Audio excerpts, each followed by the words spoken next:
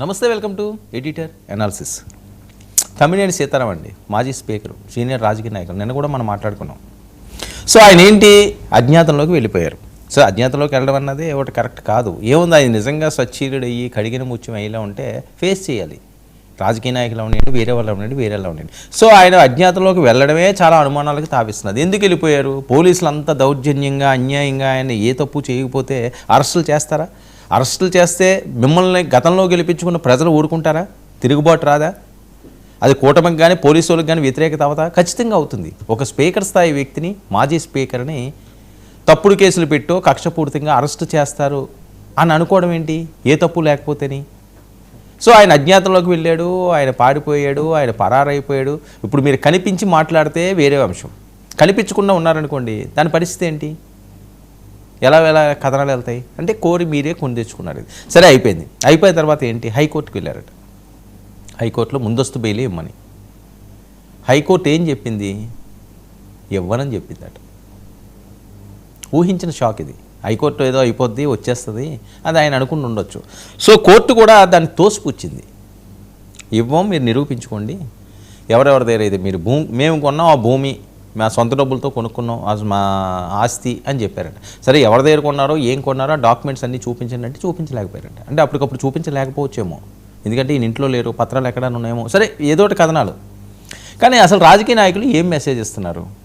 ఇప్పుడు ఆయన ఎక్కడికి, ఇచ్చాపురం మీదుగా తెల్లవారుజాముని ఒరిస్సా వెళ్ళిపోయినట్లుగా వస్తున్న వార్తల నేపథ్యం. మరి అది నిజమో అబద్ధం పోలీసులు నిర్ణయించారు. కథనాలు మాత్రమే నేను చెప్తున్నాను. లేదు మహారాష్ట్ర వెళ్ళారని ఒకరు, లేదు ఛత్తీస్గఢ్ వెళ్ళారని ఒకరు. ఎందుకంటే శ్రీకాకుళానికి ఆనుకుని ఉన్న ప్రాంతాలు ఇవి. ఒరిస్సా విత్ ఇన్ 10-15 కిలోమీటర్లు అంతే ఇచ్చాపురం బార్డర్కి. శ్రీకాకుళానికి దానికి బార్డర్ ఒరిస్సాయే. జస్ట్ ఇచ్చాపురం టోల్గేట్ దాటితే ఒరిస్సాలోకి ఎంటర్ అయిపోతారు. చాలా చాలా చాలా సింపుల్గా వెళ్ళిపోయేది అది. శ్రీకాకుళానికి కూడా ఇప్పుడు నేషనల్ హైవేలు వేసేసారు కాబట్టి అసలు కొత్త గంటన్నరలో దాటిపోవచ్చు తెల్లవారుజాము అయితే. ఆ రకంగా ఆయన కొంతమంది హెల్ప్ తీసుకుని వెళ్ళారు అని, ఒరిస్సాలో ఉన్నారని ట్రేస్ చేసేస్తారు కదా. ఆచూకీ దక్కింది అంటున్నారు, దొరికింది అంటున్నారు. ఇక్కడ నుంచి స్పెషల్ టీమ్స్ ఆల్రెడీ అక్కడికి వెళ్ళే అంటున్నారు. మరి కాసేపట్లో అరెస్ట్ అంటారు, లేకపోతే ఆల్రెడీ అరెస్ట్ చేసి ఆయన్ని తీసుకొస్తున్నారు అంటారు. లేదు ఆయన్ని విచారిస్తున్నారు అంటారు. ఆయన కనిపించకపోతే వచ్చే కథనాలు ఇలాగే ఉంటాయి. ఆయన డైరెక్ట్గా వచ్చి ఇదిగో నేనేం చేయలేదు, కాస్త నిరూపించుకోండి, నాదే తప్పు లేదు అని చెప్పేస్తే అయిపోయింది కదా. ఆ రకంగా ఒక స్పీకర్ స్థాయి వ్యక్తి అజ్ఞాతంలోకి వెళ్ళిపోయాడు అంటే ఏదో నార్మల్ వాళ్ళు, లేకపోతే వేరేటోళ్ళు లేదా డొకాయిడ్ వాళ్ళు ఎవరో ఉంటారు, దొంగలు వీళ్ళు వాళ్ళు వెళ్ళిపోతుంటారు, పరిగెత్తి పాడిపోతుంటారు, ఆ స్మగ్లర్లు ఇలాంటి వాళ్ళని. అదే ఒక రాజ్యాంగ పదవిలో ఉన్న ఒక స్పీకర్ చేసిన వ్యక్తి అజ్ఞాతంలోకి వెళ్ళిపోతే ఏం మెసేజ్ వెళ్తుంది? అది పార్టీకి కూడా చెడ్డపేరే కదా, ఈరోజు మీకు చెడ్డపేరే కదా. ఇన్నాళ్ళ మీ రాజకీయ జీవితం అంతా కూడా ఒక్కసారిగా చీకటమై అయిపోయినట్టే కదా. సరే, మీరు సచ్చీలుగా బయటకు వస్తే తర్వాత ప్రజలు ఏం నిర్ణయిస్తారన్నది తర్వాత అంశం. ప్రస్తుతం పరిస్థితి నేను చెప్తున్నాను. ఈ నిమిషంలో ప్రజలు అనుకునేది మాత్రమే నేను మాట్లాడుతున్నాను. ఆయన వెళ్ళిపోయాడు అంటే తప్పు చేయకపోతే ఎందుకు వెళ్ళిపోతారు? ఉండొచ్చు కదా. ఎక్కడున్నారు? కుటుంబాన్ని కూడా ఎందుకు తీసుకెళ్ళిపోయారు? మీ అబ్బాయిది అంటున్నారట కోర్టు, మీ అబ్బాయి దాని మీద కొన్నట్టున్నారు అది. మరి మీరు ఎలాగా అందులోకి ఇన్వాల్వ్ అయ్యారు? అంటే మీ ఇన్ఫ్లుయెన్స్తో ఆ రోజు మీరు అధికారంలో ఉన్నప్పుడు, మీ ప్రభుత్వం అధికారంలో ఉన్నప్పుడు మీరు దాన్ని తప్పుడుతోగా వినియోగించుకుని ఈ రకంగా చేశారు. అందుకనే ఆ కేసు బిగిసింది. ఇప్పుడు అది బయటకు వచ్చింది. అందుకనే కోర్టు మీకు ముందస్తు బెయిల్ కూడా ఇవ్వలేదు, మిమ్మల్ని అరెస్ట్ చేయొద్దని కూడా చెప్పట్లేదు. అసలు మీరు ఎక్కడున్నారు? ఇప్పటికన్నా బయటికి రండి, మాట్లాడండి, చెప్పండి, నాకు అన్యాయం జరిగిందని చెప్పండి. మీకు మీ పార్టీ అండగా ఉంది. వైఎస్ఆర్సీపీ మిమ్మల్ని వదిలేదు కదా ఆల్ ఆఫ్ సడన్. మీరు నిజంగా మీ మనస్సాక్షి మీకు అది నిజం అనిపిస్తే, ఏ తప్పు చేయలేదనుకుంటే, ఎందుకంటే చాలా చాలా చాలా చక్కగా మాట్లాడతారు తమ్మినేని సీతారాం గారు. ఎందుకంటే మొదటి నుంచి కూడా చాలామంది ఇప్పుడున్న సీనియర్ నాయకులు చాలామందితోటి మాకు 1-to-1 పరిచయాలు ఉన్న సందర్భాలు ఎన్నో ఉన్నాయి. ఎందుకంటే నేను ఆ ప్రాంతాల్లో కూడా నేను విధులు నిర్వహించాను కాబట్టి ఈయన కానీ, లేకపోతే ఎర్రనాయుడు గారు కానీ, లేకపోతే అచ్చెన్నాయుడు గారు కానీ, వీళ్ళందరూ కూడా, కొనతాల రామకృష్ణ, అయ్యన్న పాత్రుడు గారు, వీళ్ళందరూ కూడా ఒక సమకాలికలు. మేము అప్పుడు యంగ్స్టర్స్మి.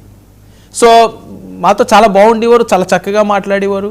చాలా అభిమానంగా ఉండేవారు, చాలా గౌరవంగా ఉండేవారు. వీళ్ళంతా చాలా గౌరవాలు ఉండి, కానీ ఇప్పుడు ఒక్కొక్కరు ఇలాంటి కేసులు ఇవన్నీ వస్తున్నాయంటే అసలు ఏంటి, ఆ రోజు మాట్లాడిన మాటలు ఏంటి, వాళ్ళు చెప్పేవి ఏంటి, ఇప్పుడు చేస్తున్నవి ఏంటి, ఎటువైపు వీళ్ళు డ్రైవ్ చేస్తున్నారు, ఎటువైపు తీసుకువెళ్తున్నారు, ఎందుకు ఇలాంటివన్నీ కూడా వస్తున్నాయి.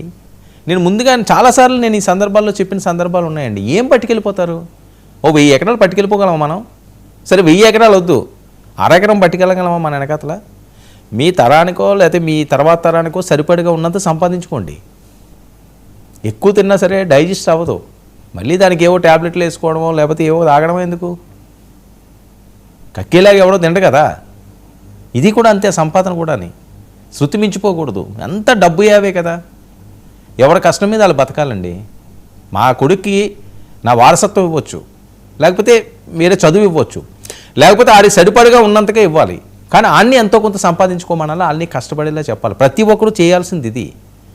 ఇంక వాళ్ళెవ్వరూ ఇంకేమీ కష్టాలు పడకూడదు, కష్టమంతా నేనే పడిపోవాలా, ఏమన్నా తప్పులు ఏమన్నా ఉంటే నా తల మీదే వేసుకోవాలి, కోట్లు కోట్లు కోట్లు కోట్లు సంపాదించేసి అక్కడ పోగు పెట్టి వాళ్ళకి అప్పచెప్పియాలి. వాళ్ళ పిల్లలు బాగోవాలి, వాళ్ళ మన వల్ల బాగోవాలి, వాళ్ళ మన వల్ల బాగోవాలి, వాళ్ళ మన వల్ల బాగోవాలి, సామాన్యమైన నాశనం అయిపోవాలి. ఇలాగే బతకాలి వీళ్ళు, మధ్యతరగతి కుటుంబీకులు.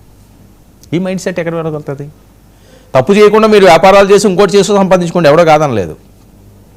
మీ తెలివితేటలది, మీ పెట్టుబడి, అది మీరు తినండి, దాన్ని ఎవడో ప్రశ్నించడానికి లేదు. కానీ ఈ రకంగా అన్యాయంగా, అక్రమంగా, లేకపోతే వేరే రకంగా ఒక ఉన్నతమైన పదవుల్లో ఉన్న వాళ్ళు ఈ రకంగా చేసి అజ్ఞాతంలోకి వెళ్ళిపోయి మెసేజ్లు ఇచ్చి ఏం చేస్తారు? ఎవరన్నా మిమ్మల్ని పోలీసులు ఏం చేయగలరు? తీసుకెళ్తారు, అడుగుతారు, ఎఫ్ఐఆర్ పెడతారు, కోర్టు అది నమ్మితే రిమాండ్ వేస్తుంది.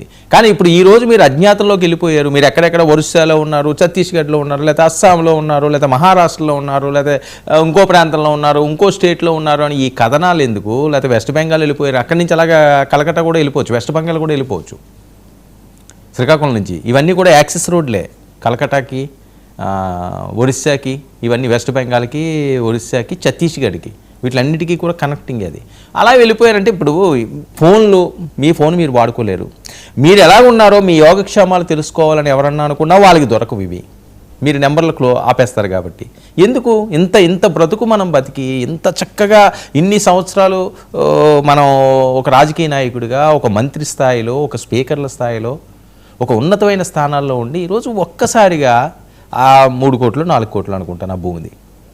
అదే 1000 కోట్లు అవి కూడా కాదు. సరే మీరు ఉంటే నేను చెప్తున్నాను, లేకపోతే ఓకే గుడ్. కానీ మీరు లేకుండా ఉండడానికి అవకాశాలు లేవన్నట్లుగా మీరే చూపిస్తున్నారు ఇక్కడ ఆధారాలు.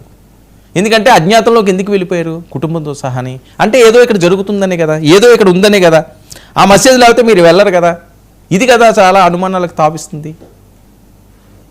దాన్ని నిరూపించుకోవాలి కదా, ఉండి సాధించాలి. కానీ లేకుండా ఏం సాధిస్తారంటే ఎవరన్నాని, ఏ రాజకీయ నాయకులు అన్నా. సో ఇవన్నీ కూడా ఒక ఎగ్జాంపుల్. ఈరోజు తమ్మినేని గారిది పరిస్థితి అయింది, రేపు ఇంకొకరి పరిస్థితి ఇంకో పరిస్థితి అవ్వచ్చు. మీకు అధికారం ఉంది కదా, మీకు పదవి ఉంది కదా, మీకు పవర్ ఉంది కదా, మన ఎవ్వడో ఏం పీకలేళ్లే, మనం ఎలా కాల్స్తే అలా దున్నుకోవచ్చు, ఎలా కాల్స్తే అలా కుమ్ముకోవచ్చు, ఎలా కాల్స్తే అలా దోచేయవచ్చు అని ఎవ్వరు అనుకున్నా అది పొరపాటే. మీది కాని రోజు ఒకటి వచ్చినప్పుడు అంతా బ్లాంక్ అయిపోద్ది, అంధకారం అయిపోద్ది, చీకటి అయిపోద్ది. చీకటి మిమ్మల్ని కమ్మేస్తుంది, మబ్బులు మిమ్మల్ని మూసేస్తాయి. అదే పరిస్థితి. చాలామంది ఎగ్జాంపుల్ కనిపిస్తున్నాయి. సరే ఈయన ఇలాగా జరిగింది అని చెప్పి ఇంకో వాళ్ళని ఎలా చేయకుండా ఉంటారంటే ఉండరు. పవర్ అంతే, పవర్ మనకి తలకెక్కుతుంది. తలకి ఎప్పుడు ఏది ఎక్కించుకున్నా సరే అది వినాశనానికే నాంది. పురాణాలు చెప్తున్న సత్యాలు ఇది. మన కళ్ళెదురుకుంటున్న జరుగుతున్న అంశాలు ఎన్నో ఉన్నాయి. కొన్ని వందల అంశాలు, కొన్ని వేల అంశాలు చూస్తున్నామండి. పెద్ద పెద్ద బడాబాబులకి, గొప్ప గొప్ప వాళ్ళకే దిక్కులేదు. ఏదో అనుకోండి, ఏదో చేసి ఈ రకంగా ఇబ్బందులు పడి ఇప్పుడు పార్టీ వాళ్ళు ఏం కవర్ చేయగలరు? ఆయన బలవంతంగా అరెస్ట్ చేసేసిన మీరు ఉండాలి కదా, మీరు ఉంటేనే కదా అరెస్ట్ చేయడం. మీరు ఉన్నారు అంటే అది వేరే విషయం. మీరు ఇక్కడ లేదు కదా. మీరు లేనప్పుడు ఏమవుతుంది? ఈయన ఏదో చేసుంటాడు అందుకని వెళ్ళిపోయాడు. ఎందుకు వెళ్ళిపోవాలి అజ్ఞాతంలోకి? దేనికి వెళ్ళిపోవాలి అంటే ఏదో ఉంది కదా అని చెప్పి ఇదొక ప్రచారమే కదా, ఇదొక ప్రచారం జరుగుతుంటుంది కదా. మరి తమ్మినేని గారు ఒరిస్సాలో ఉన్నారా, ఛత్తీస్గఢ్లో ఉన్నారా, లేకపోతే వేరే ఊళ్ళో ఉన్నారా, లేకపోతే శ్రీకాకుళం పరిసర ప్రాంతాల్లో ఉన్నారా, లేకపోతే వాళ్ళ తోటలో ఏమైనా ఉంటే అందులో ఉన్నాయా? ఎవరైనా ఆశ్రయం ఇచ్చారా? మరి హైకోర్టుకు వెళ్ళారు, హైకోర్టు కూడా నో చెప్పిన తర్వాత ఈ నెక్స్ట్ స్టెప్ ఏంటి? ఫ్యామిలీతో పాటు ఈయన వెళ్ళిపోయారు. ఏ క్షణాన్నైనా అరెస్ట్ అంటున్నారు. ఆచూకీ లభించింది అంటున్నారు. ఆ ప్రాంతానికి ఏవో స్పెషల్ టీమ్స్ వెళ్తున్నాయి అంటున్నారు. అక్కడ ఉన్న పోలీసులు కూడా ఇన్ఫర్మేషన్ ఇచ్చారంటున్నారు. ఆంధ్రప్రదేశ్కి ఆయన తీసుకొస్తారంటున్నారు.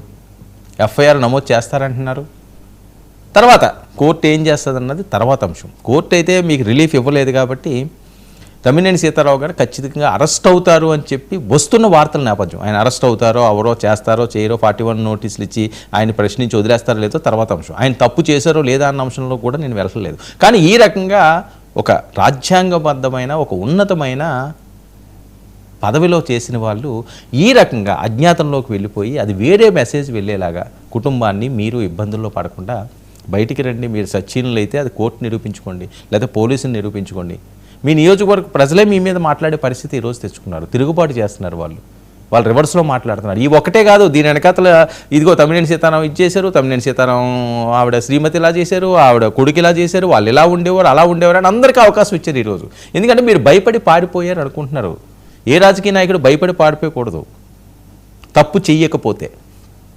మరి అది ఆయన తప్పు చేశారా ఒప్పు చేశారా కోర్టులు ఏం చెప్తారో తర్వాత విషయం. ఏదైనప్పటికీ తమ్మినేని సీతారాంకి హైకోర్టు బిగ్ షాక్. ఒరిస్సాలో ఆచూకీ లభించినట్లుగా తెలుస్తుంది. మరి పోలీసులు కూడా అక్కడికి వెళ్తున్నారట, అక్కడ ఉన్న పోలీసులకు సమాచారం ఇచ్చారట, ఏ నిమిషాన్ని అరెస్ట్ చేయొచ్చు అన్నది వార్తల నేపథ్యమే. ఇది ఎంతవరకు నిజమో, ఆయన అరెస్ట్ అవుతారో లేదో, మరి తదుపరి ఆయన స్టెప్ ఏ రకంగా ఉండబోతున్నది, ఆయన మీద ఎలాంటి కేసులు నమోదవబోతున్నాయి, ఇందులో వాస్తవాలేంటి, చనిపోయిన వాళ్ళని ఉన్నట్టు ఉన్నోళ్ళని చనిపోయినట్టు చేసే ఈ జంతర్ మంతర్, ఈ తార్మార్ తక్కడమార్, ఈ గేములు ఏంటి, రాజకీయ నాయకులు ఇలాంటి పదవుల్లో ఉన్న వాళ్ళు మరి వాళ్ళే ఆలోచించుకోవాలి. ఏదైనప్పటికీ కూడా వైఎస్ఆర్సీపీ కూడా ఇది ఒక మచ్చలాగే ఉండే పరిస్థితి. ఎందుకంటే ఇప్పుడిప్పుడే వాళ్ళు స్పీడ్ అవుతున్నది, మూమెంట్ వస్తున్నది, ఒక అగ్రెసివ్గా జనాల్లోకి వెళ్ళాలి, లోకల్ వారు వస్తున్న టైంలో ఇలాంటి కేసులన్నీ ఒకటి బయటకు వచ్చినాయి అంటే అది పార్టీ మీదే ప్రమాదం పడి ఉంటుంది. ఏ పార్టీ కన్నా సరే నాయకులు చేసే తప్పులందరూ కూడా అక్కడికే తగులుతాయి, హెడ్కే వెళ్ళి తగులుతుంది. సో తప్పులు ఆపండి, ప్రజలకు మీరు మంచి చేయకపోయినా పర్లేదు, చెడ్డ చేయకుండా ఉంటే చాలు మహాప్రభు అని చెప్పి నియోజకవర్గ ప్రజలు మిమ్మల్ని గెలిపించిన వాళ్ళే మాట్లాడుకునే పరిస్థితికి అయితే మీరు దిగజారొద్దన్నది చెప్పే మాట. అది ఏ రకంగా వింటారో మీ ఇష్టం. ఒక షార్ట్ బ్రేక్ తీసుకుందాం. బ్రేక్ తర్వాత ప్రైమ్ డిబేట్ కొనసాగుతుంది.